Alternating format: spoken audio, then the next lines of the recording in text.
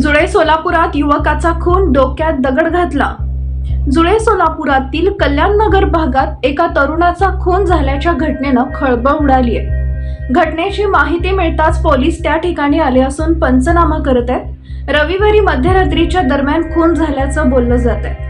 अविनाश हुक्के, वय वर्ष 25, कल्याणनगर भाग 1 असं खून झालेल्या तरुणाचं नाव आहे.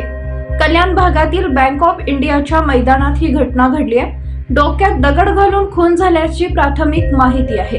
घटनेची माहिती मिळताच सहाय्यक पोलीस आयुक्त परमार तसेच विजापूर नाका पोलीस ठाण्याचे पोलीस निरीक्षक दादासाहेब गायकवाड हे आपल्या कर्मचाऱ्यांसह दाखल झाले असून पोलिसांकडून पंचनामा केला जात आहे. युवकाची आजी येऊन तिच्याकडून ओळख पटली असून लादेन यांची अँब्युलन्स बोलवण्यात आली आहे.